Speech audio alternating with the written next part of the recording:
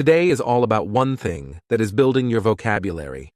I am going to teach you a lot of different words, mostly advanced words, to help you be more precise so that you can say exactly what you want to say. I've taken some of my very best vocabulary lessons and put them right here in this video. So if you are interested in building your vocabulary, I recommend that you subscribe, turn on notifications so that you'll learn about future lessons, like future vocabulary lessons, and I can become your teacher. But before we begin, I have a very quick announcement.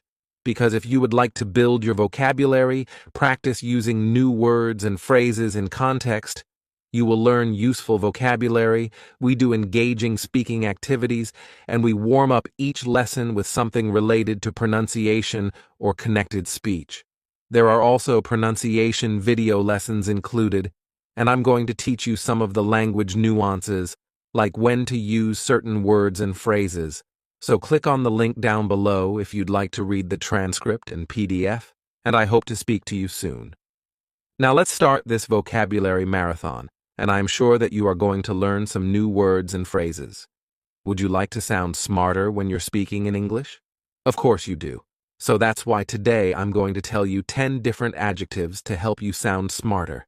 The adjectives that I'm going to talk to you about today are a little more academic, and they're great adjectives because they're very descriptive, very precise, and that is a great way to improve your fluency because you're better able to express your thoughts, your opinions, your ideas, and they just so happen to be 10 of my favorite adjectives that I like to use because I want to sound smart.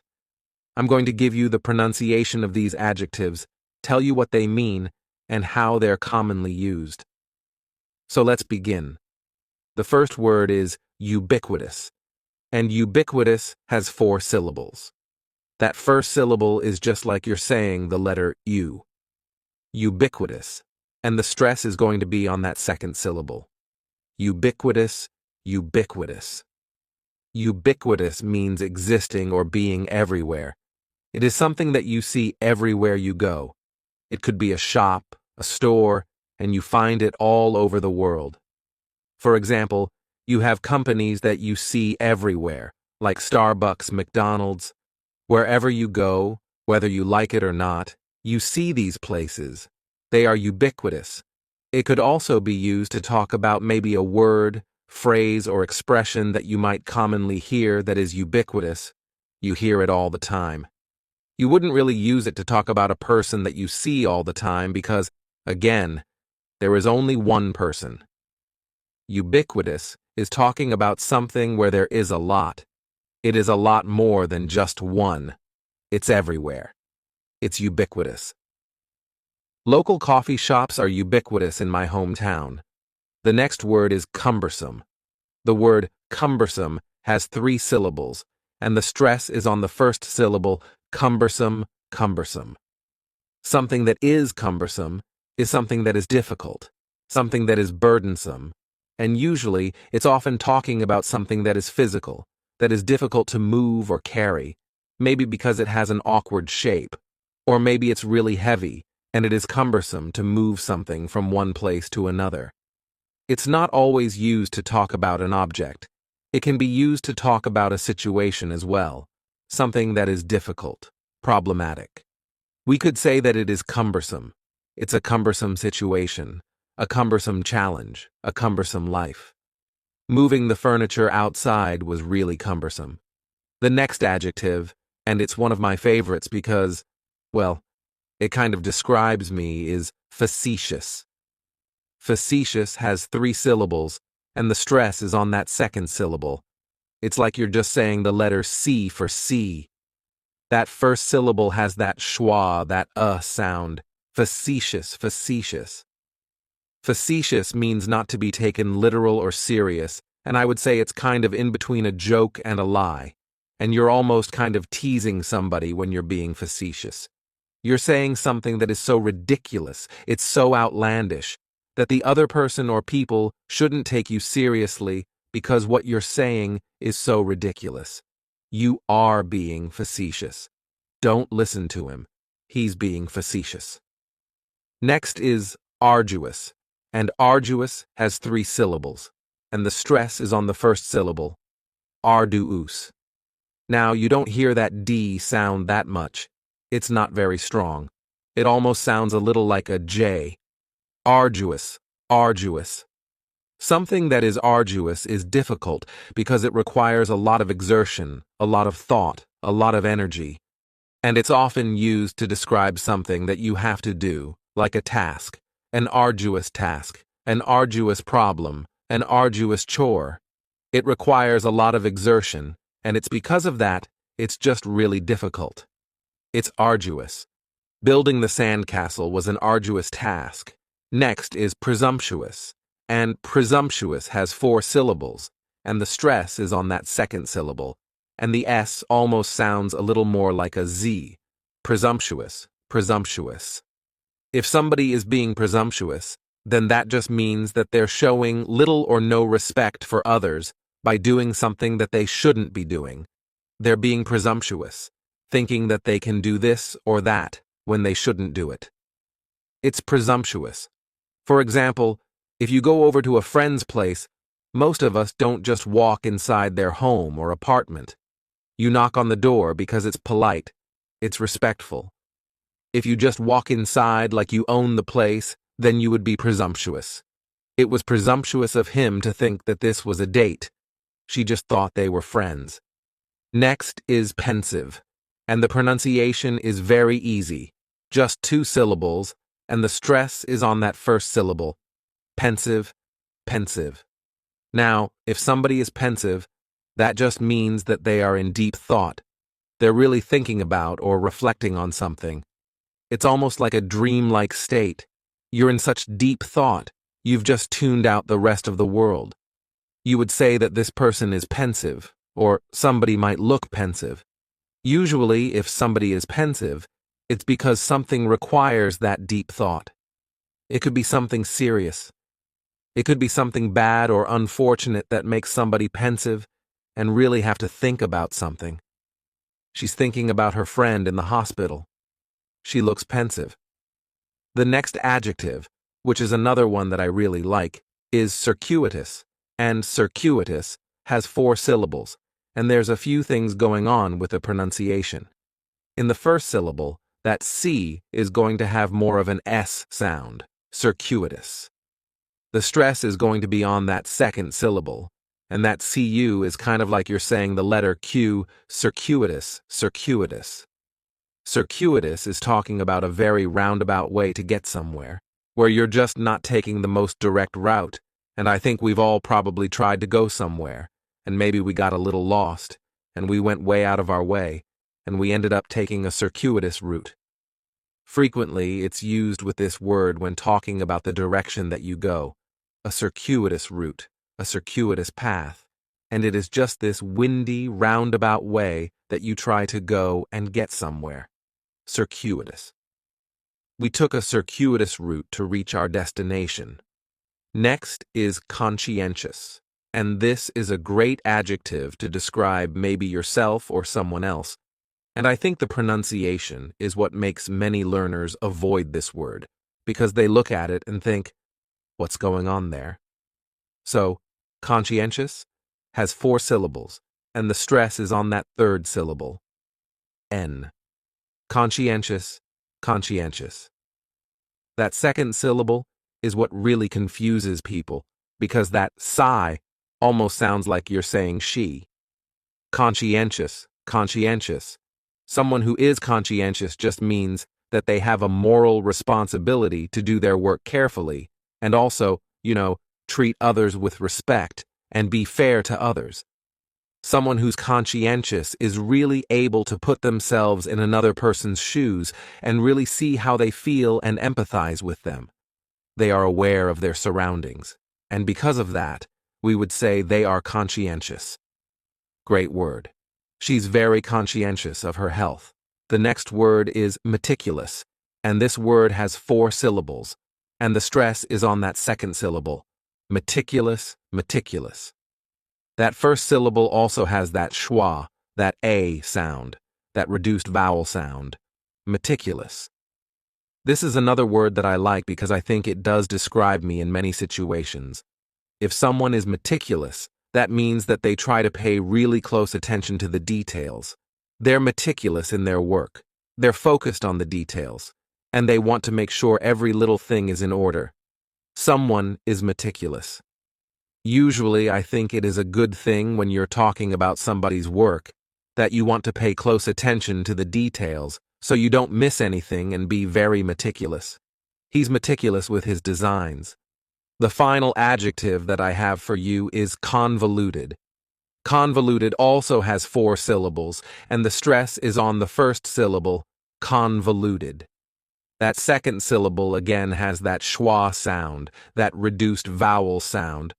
Convoluted, convoluted. If something is convoluted, it means that it is extremely difficult to follow, because things are connected and intertwined and mixed around in a way that's difficult to understand. That means that something is convoluted. It can be used to describe a story or an argument, or maybe even a sentence that is hard to follow, and it doesn't make much sense. It's convoluted. The story was convoluted because there were so many different people involved. So, those are 10 super awesome adjectives that will help you sound smarter when you're having a conversation in English. It'll also help you be more descriptive when you're expressing your thoughts, your ideas, your opinions.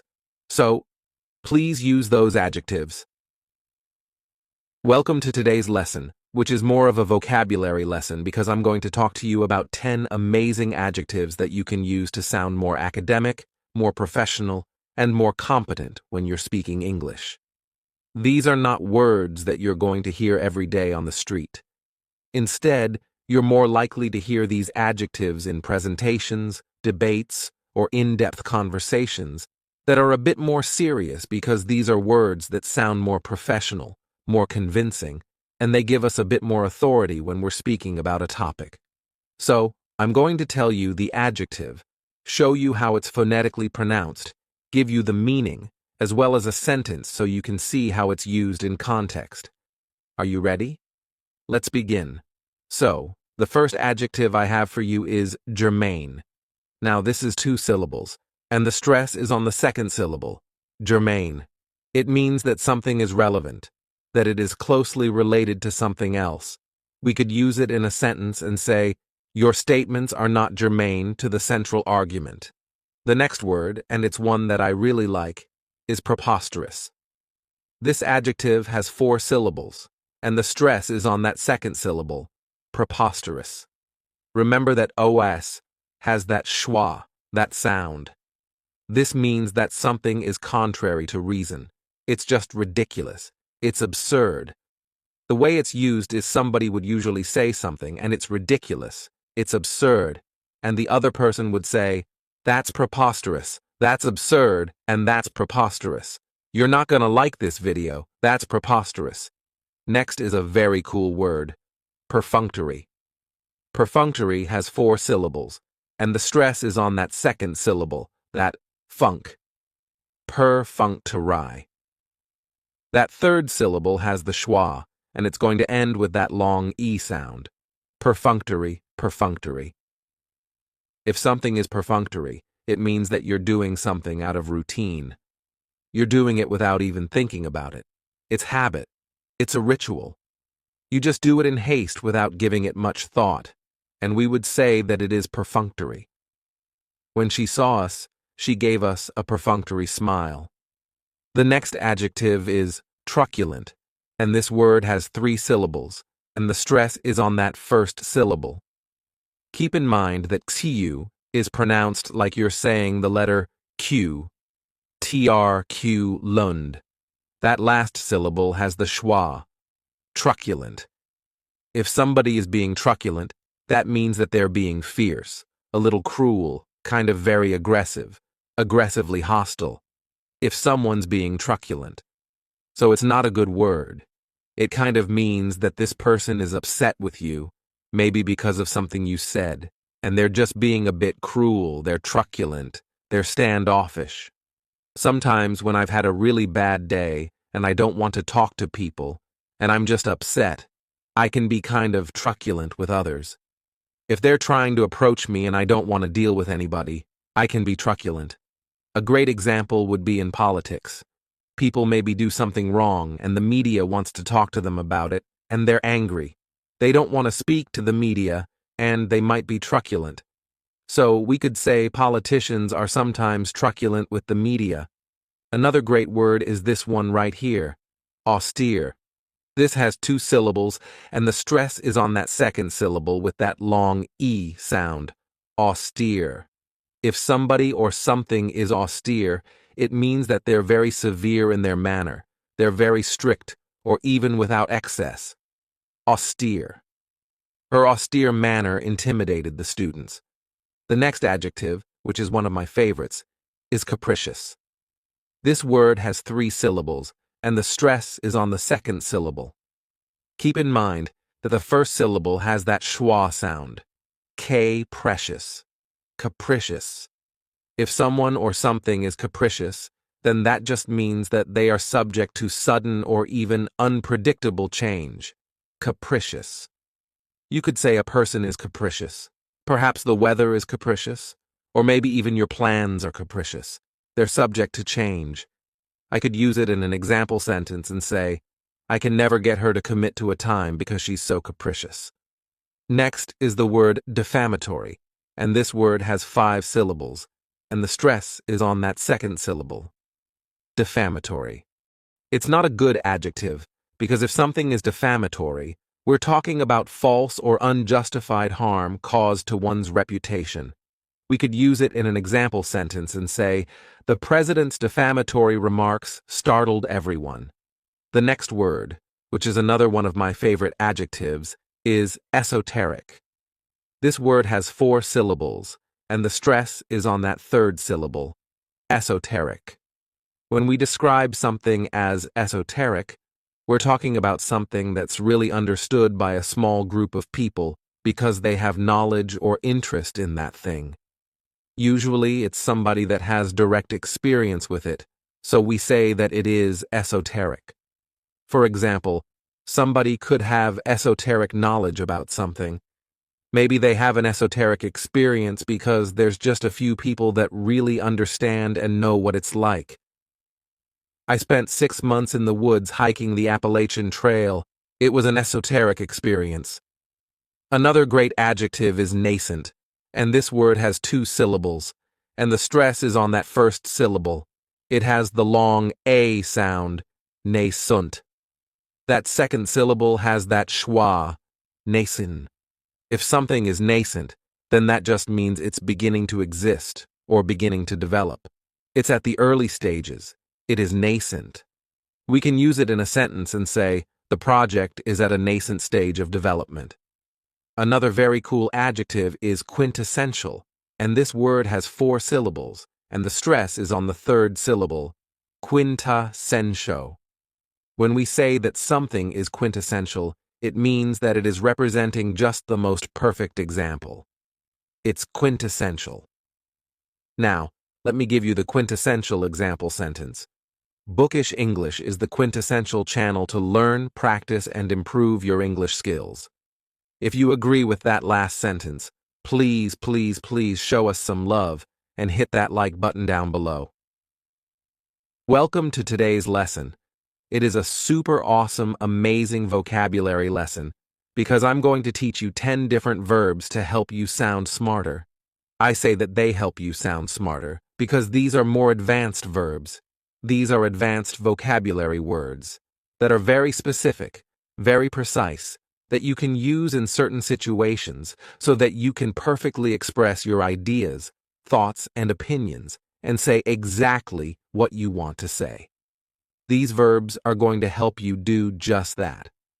Now, I'm not only going to tell you the verb and the meaning, but I'm also going to give you the pronunciation as well as an example sentence so that you can see how these words are used in context. That's very important. So without further ado, let's begin. The first word is to admonish, and admonish has 3 syllables, and the stress is on that second syllable, mon. Admonish, and this is a verb that we use with a direct object, to admonish someone, usually for doing something wrong, because what it means is to counsel or advise against something. It's kind of like you're scolding somebody in a way, but not because you are super angry and they did something really terrible, but they just did something wrong and it's not correct. Maybe it was a little rude, just interrupted me again while I was admonishing you for interrupting me. Have you ever been admonished for doing something? I definitely have been admonished for many things in my life. The parents admonished their child for telling a lie. The next wonderful verb is to advocate. This word has 3 syllables, and the stress is on that first syllable. Advocate. To advocate means to show strong support for something. It could be support for a policy, it could be support for an issue, and you advocate for it. We often use it with the preposition for. You advocate for something when you are really passionate about something, you really, really, really believe in it, and you want to advocate for this thing. The teachers advocated for better pay. The next verb is to bemoan, and this verb has 2 syllables, and the stress is on that second syllable.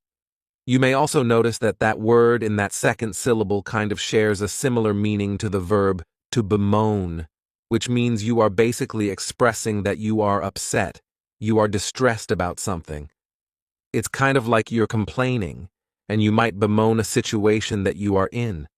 You might bemoan someone's decision if you disagree with it and you don't like it. You're not very happy with something that happened, and you bemoan the situation. She bemoaned having to look for another flight. The next verb is compel. This word has 2 syllables, and the stress is on that second syllable. Compel. What it means is to force or drive or maybe even encourage somebody to do something, some course of action, to do something that you want them to do. You really want to convince them to do something. Sometimes it can be done by force. You compel someone to do something because maybe you're threatening them in some way, shape, or form, and you are compelling them to do what you want them to do. The power of Chrysler compels you. But you're really just trying to get somebody to do this thing, to compel someone to do something. The police compelled him to tell the truth. The next verb is a good one. Embezzle. To embezzle, this verb has 3 syllables, and the stress is on that second syllable. Embezzle. What it means is to take money or maybe even property, but most of the time we're talking about money, and to do it in a fraudulent way. People are creating some false records, some false receipts, and they are taking that extra money and stealing it, and they are embezzling the money. You can embezzle money from a company. You can embezzle money from a bank.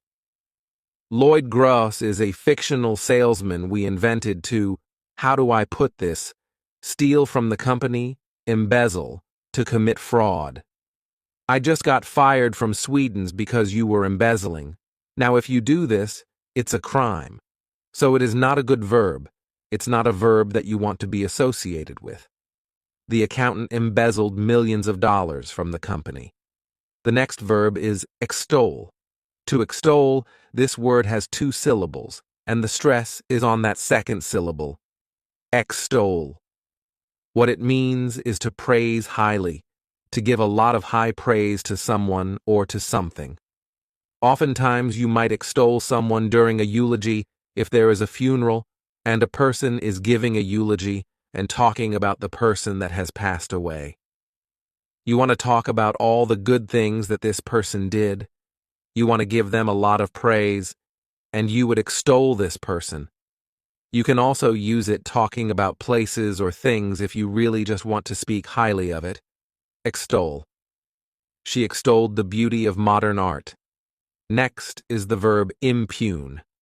To impugn, this word has 2 syllables, and the stress is on that second syllable.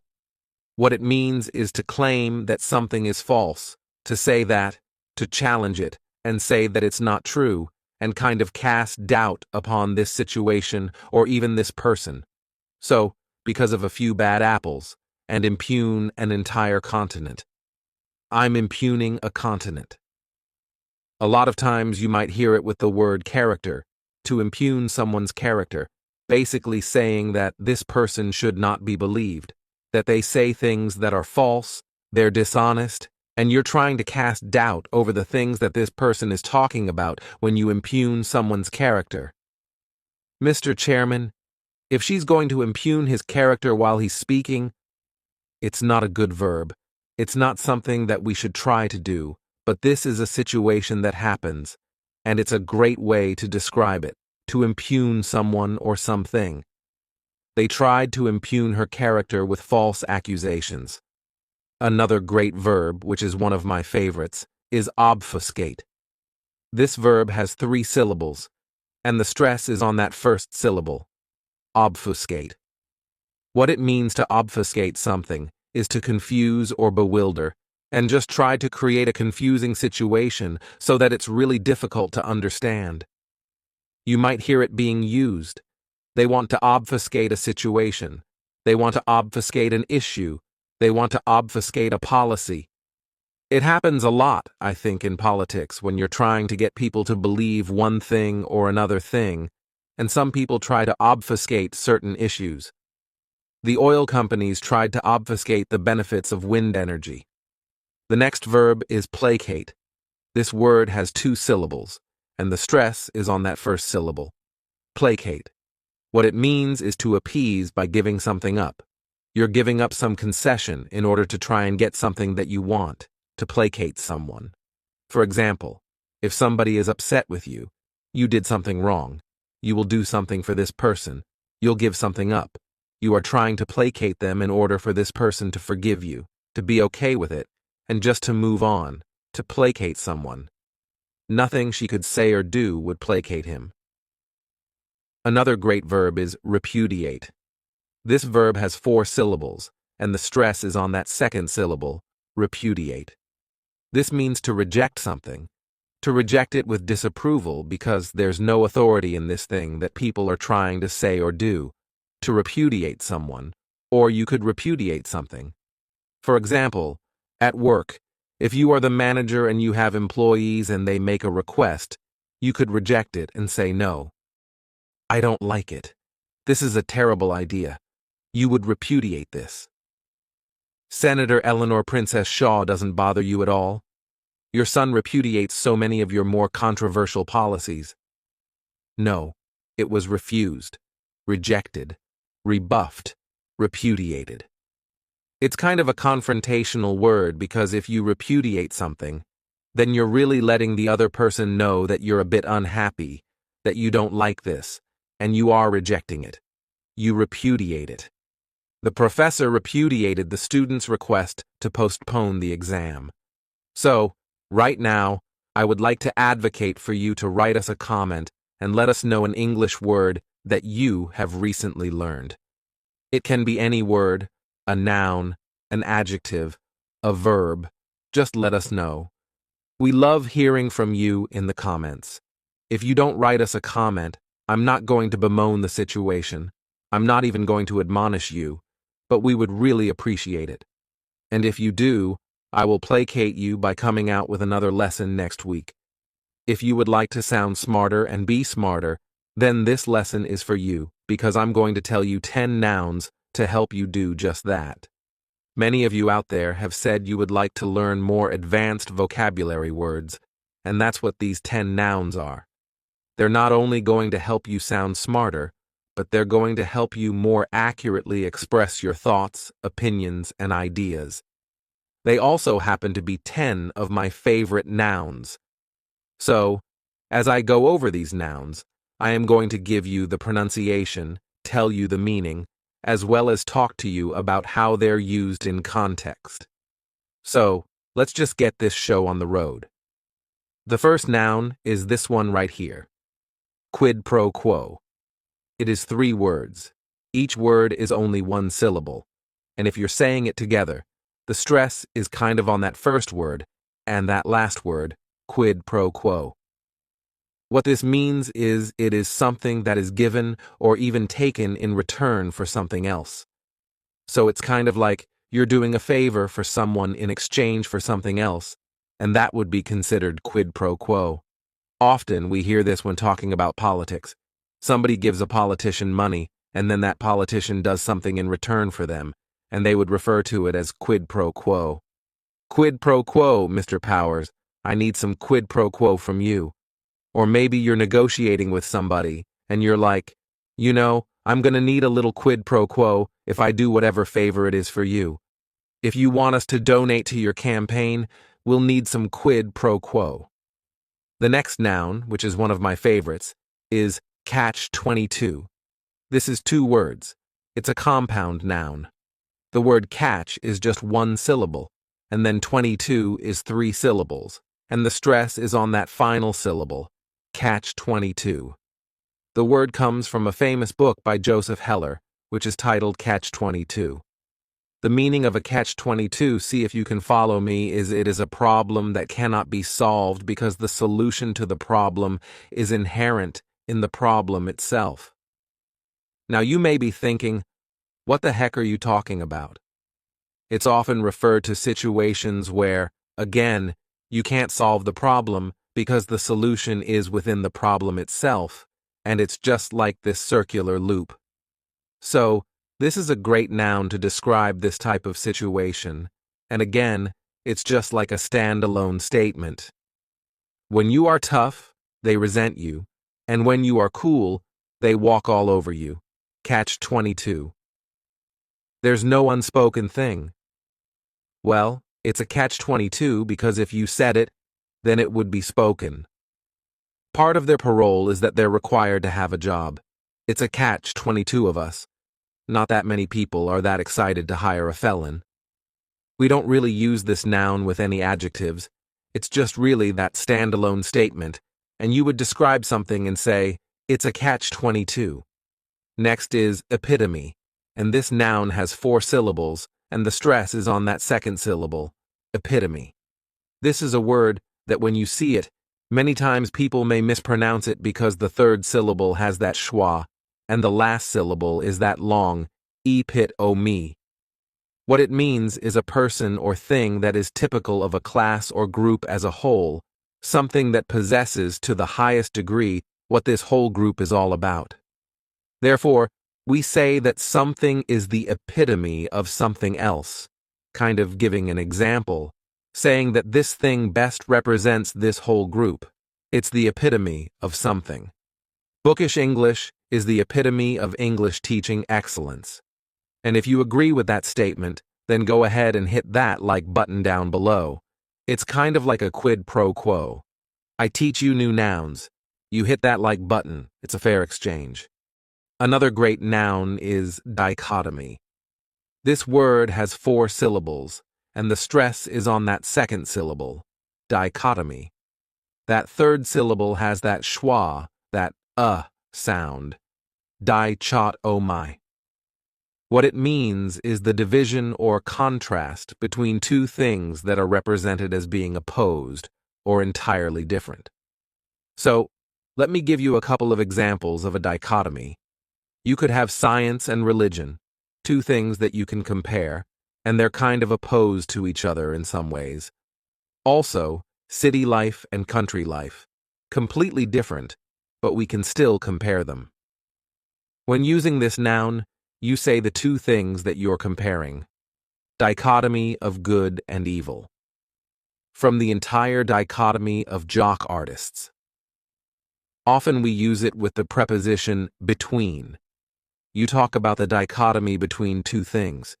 For example, we could say, we're studying the dichotomy between economic development and environmental protection.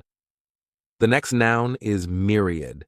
This word has 3 syllables, and the stress is on that first syllable. Mere sounds like mere, myriad. A myriad is a very great or indefinitely great number of things. Often it can be used as a synonym for various. You talk about a myriad of something. There's a lot of variety. There's a great number of these things. There's a myriad. There is a myriad of trees in the forest. The next noun is credence. This word has 2 syllables, and the stress is on that first syllable. Credence. What it means is the belief as to the truth of something, that there's a belief, and it's showing that that belief is true. I never gave these stories much credence. He's a criminal and a terrorist. People aren't going to give him credence. And though we give them no credence at all, Larry. Often you may find this noun with the verb give. Something gives a belief credence. It makes it seem a little more true. For example, the email they discovered gave credence to his unethical behavior. Next is malaise. This word has 2 syllables, and the stress is on that second syllable, malaise. This is not a great noun. The reason I say this is because its meaning is a vague feeling of physical discomfort or uneasiness as an early sign of an illness. So, if somebody is just starting to feel ill, then it's very possible that they might experience malaise. I experienced bad headaches and malaise before deciding to go to the doctor. The next noun is sycophant, and this noun has 3 syllables, and the stress is on that first syllable. The spelling may throw people off to the pronunciation, but that "sic" is just pronounced sick, sycophant.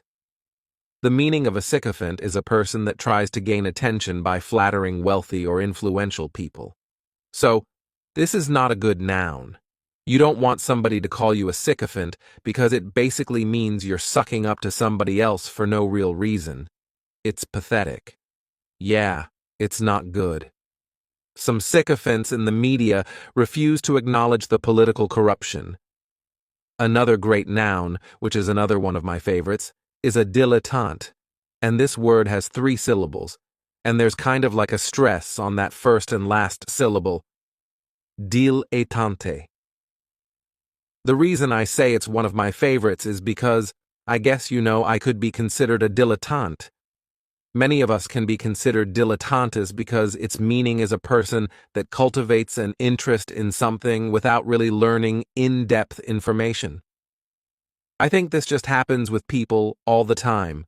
We become interested in a topic, and we learn a little bit about it so that we can converse with our friends and have discussions, but we have difficulty really debating this topic with facts and information because we just don't know enough.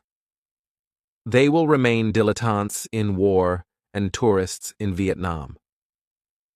What's your point? Your knowledge is a mile wide and an inch deep. Do you know what that makes you? A dilettante? But if somebody calls you a dilettante, then it's probably not in a good sense because they're probably referring to you, saying that, well, you're a person that you think you know a lot, but you really don't.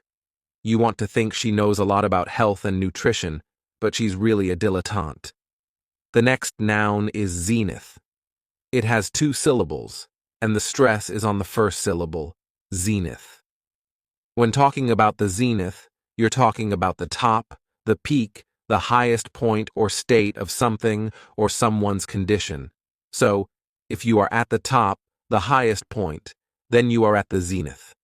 It basically implies that you're not going to go any higher, so it's like saying you've reached the top. You're not going to go any higher, and things are just going to start going downhill from here.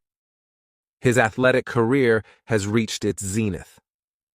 So, I hope some of these nouns were new for you, and now that you've learned them, you can go out and practice using them so that you can improve your overall English fluency. Today, I have a vocabulary lesson for you, and these words are all adverbs. They are advanced adverbs, and every single one of them ends in lie, and these are great adverbs to know because they're really going to help you accurately express your thoughts, opinions, and ideas. Throughout the lesson, I'm going to do a few things for you. I am going to show you the adverb. I will then tell you the correct pronunciation, I'll give you the meaning, and then I will also give you some example sentences so that you can see how the adverb is used in context. That is really useful because it's just going to reinforce the meaning. So, let's begin. The first adverb is annually. This word has 4 syllables, and the stress is on that first syllable. The second syllable, it's like you're just saying that letter U, And the third syllable has that schwa, annually, annually. This adverb means that something is occurring once a year. Something happens once every year. It happens annually. The U.S. Marshals Service annually flies 155,000 prisoners around the country. Evidence suggests it sheds its skin annually. Extended annually, 12 million a year. It's also quite commonly used with numbers. For example, when you're talking about banking, and maybe you earn interest on the money that's in the bank, you will earn interest annually. We could also use it and say, everyone should file their taxes annually. The next word is reluctantly. This word has 4 syllables, and the stress is on that second syllable.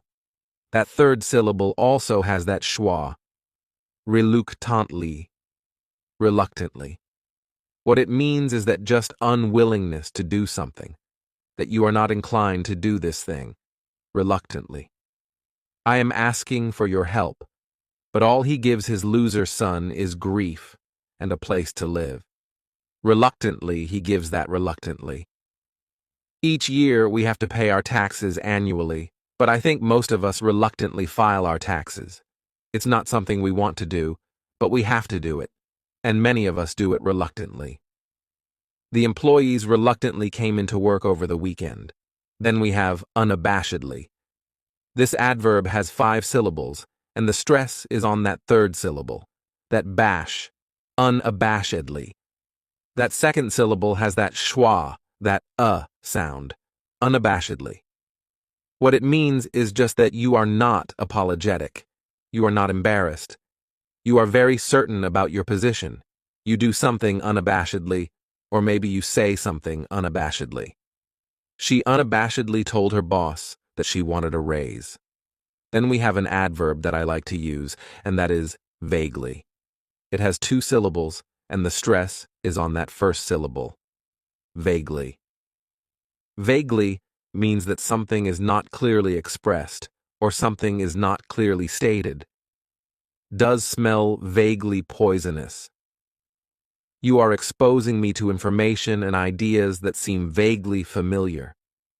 If I were to reach our rendezvous on Titan with the time stone still attached to your vaguely irritating person, Kramer, remember that whole deal with you selling Peter and your stories for his book, and then he gave them back to you, vaguely. We often use it with the word remember. I vaguely remember.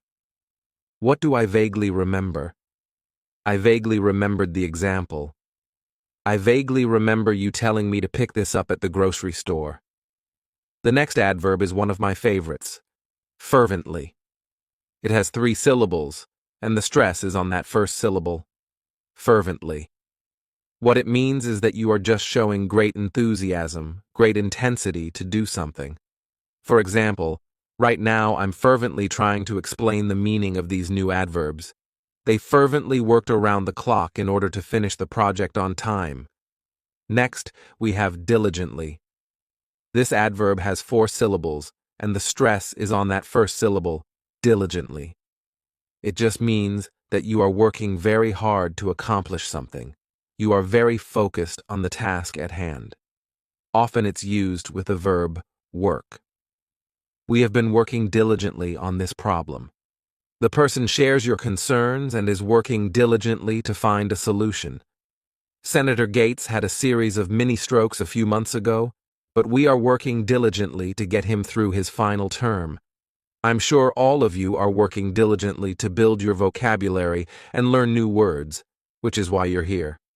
The police diligently collected evidence in order to find the criminal. Then we have another great adverb, which is vicariously. This adverb has 5 syllables, and the stress is on that second syllable, vicariously. The third syllable, it's like that letter I just has that E sound, and the fourth syllable has the schwa, vicariously. What this adverb means is imagining a situation through the eyes of another person. Okay, and it's often heard over and over again in the same way. You live vicariously through another person. So if somebody else has this exciting life going on, and you're trying to imagine it. You might tell them, "Wow, I am going to live vicariously through you." Yes, I live vicariously through you. Remember, oh, I'm going vicariously through you guys. Can I marry, man? Uh-huh. I need to live vicariously through you. Just give up details. No, wow, I'm just going to live vicariously through you because you're doing all these cool and amazing things, and you're going to tell me about it, and I will imagine it. She lived vicariously through her children. The next adverb is hastily. This word has 3 syllables, and the stress is on that first syllable, hastily. What it means is just excessive speed, that you are doing something quickly, rapidly, and with great urgency. Because you're working so fast, you're not going to be able to put the same amount of care into it that you normally would, which means that you might be more likely to make mistakes if you are working hastily. Yesterday's hastily passed, untested, pandering laws. Perhaps I spoke hastily. Oh, the last-minute gift hastily bought on the way to the party. Often, I think of a situation where you're running out of time, and that's a problem, so you have to work hastily in order to get it done. They hastily completed the final report in order to meet the deadline. Then we have another great adverb, utterly. This word has 3 syllables, and the stress is on that first syllable, utterly. It means completely, totally, absolutely. Those are all synonyms for utterly. He was brilliant, utterly, utterly brilliant. She's insane, utterly mad. Completely and utterly alone.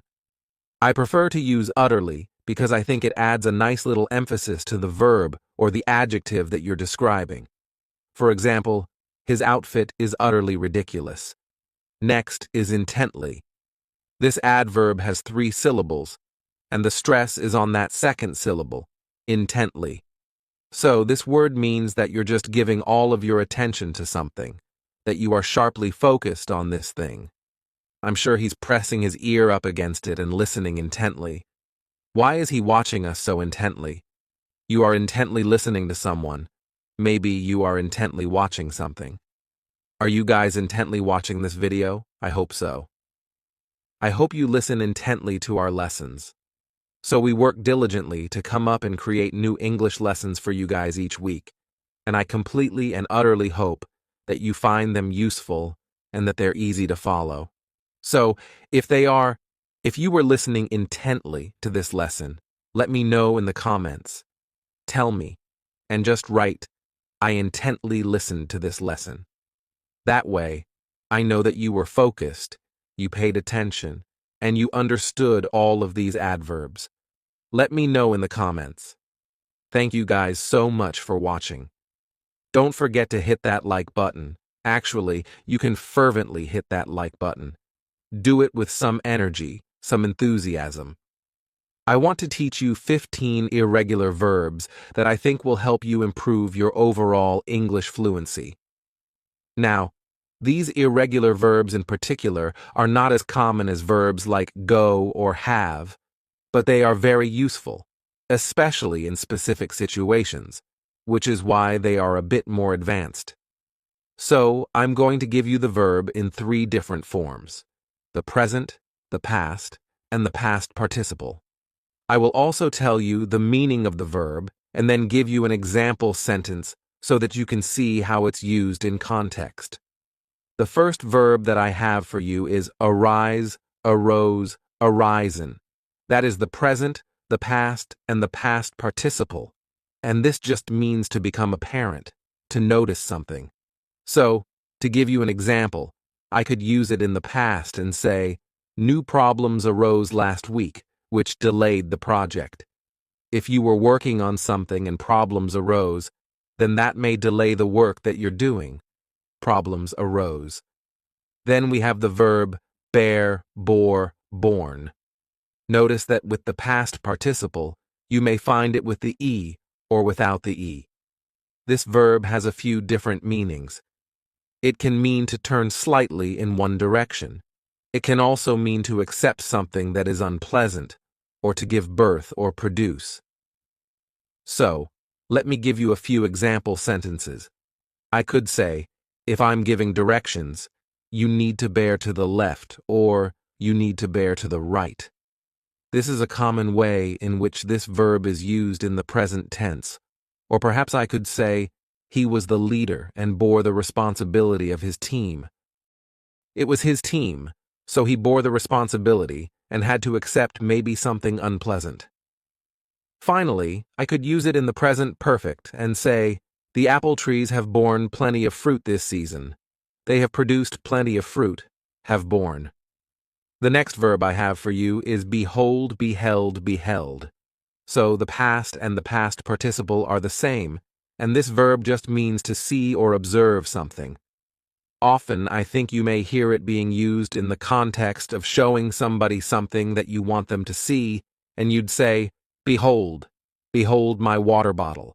Now, you'd want to show somebody something a little more exciting than a water bottle, but you get the idea as to how somebody might use this verb, behold, and then they would show somebody something that is important or maybe even a little surprising.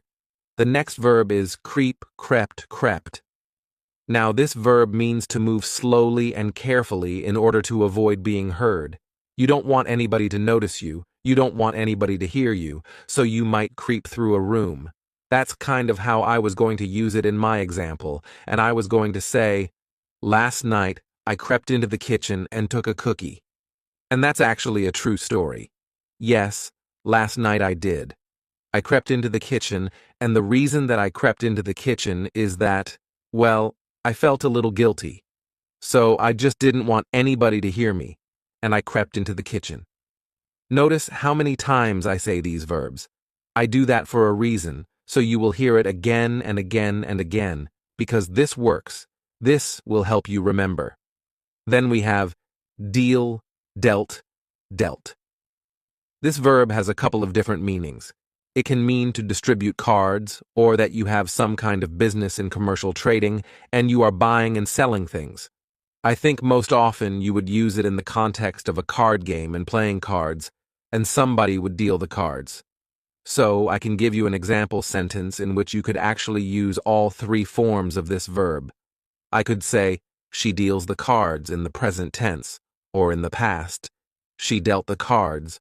Or if I want to use the past participle, I could give you a sentence in the present perfect, she has dealt the cards. Then we have forsake, forsook, forsaken. This verb means to abandon or to give up.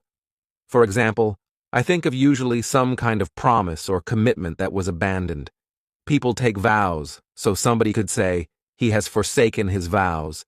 He has abandoned his commitment, his promises. He has forsaken his vows.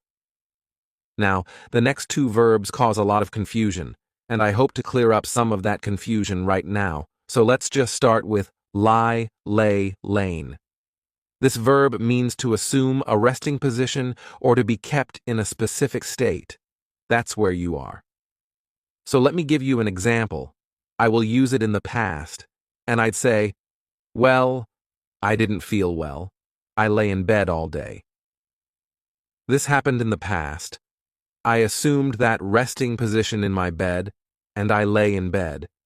Don't confuse this with the other meaning of the verb, which is to say something that's not true, that is actually a regular verb and ends in ed. But still, this irregular verb, lie, lay, lain, is confused with another irregular verb, which is lay, laid, laid. This verb means to put something down or to prepare something. Lay, laid, laid. So, let me give you an example, and we'll start with putting something down. Again, I can use one sentence and use all three forms. For example, I could say, we lay the baby on the bed in the present tense, or in the past. We laid the baby on the bed, or using the past participle, we have laid the baby on the bed. We have put the baby down. Then, to give you an example with its other meaning, to prepare something, I think you may hear somebody say, we've already laid the groundwork for this project. Laid the groundwork. They have prepared for the start of this project. So, Please don't confuse these verbs. Lie, which is to assume a resting position, lie in bed, or lay, which is to put something down. I'm gonna lay my head down on the pillow. Then we have mean, meant, and this I think is actually a very common verb, but the meaning can be a little challenging. What this verb means is to intend, to refer to something. Often I think it's used when we're talking about questions. Well, what does this mean? I might ask students, well, what does this word mean? Or if I want to use it in the past and say, well, that is not what I was referring to, you may hear somebody say, well, no, that's not what I meant. That's not what I meant. I didn't want to refer to this thing. That's not what I meant. Then we have the verb overtake, overtook, overtaken. And this verb means to come from behind and move in front of. Often, I think you would hear this verb used in the context of driving because cars pass each other all the time, and you might want to overtake a car that is in front of you. I can give you an example and say, well, we overtook the bus because it was driving so slow. So we came from behind and went in front of the bus. We overtook the bus. Then we have the verb rise, rose, risen. This verb has a couple of different meanings. The first one is to move from a lower position to a higher position, and the next meaning is just to get up. So, let's start with the first meaning, and I'll give you an example. I could give you a simple sentence and use all three forms. I could say, well, the sun rises, or in the past, the sun rose, or using the past participle, the sun has risen.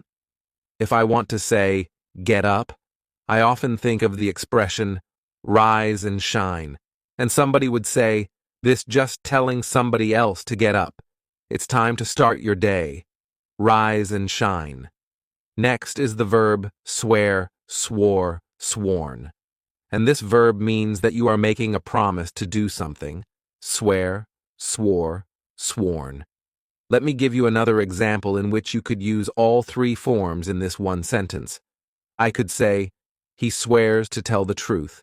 Or in the past, he swore to tell the truth. Or he has sworn to tell the truth.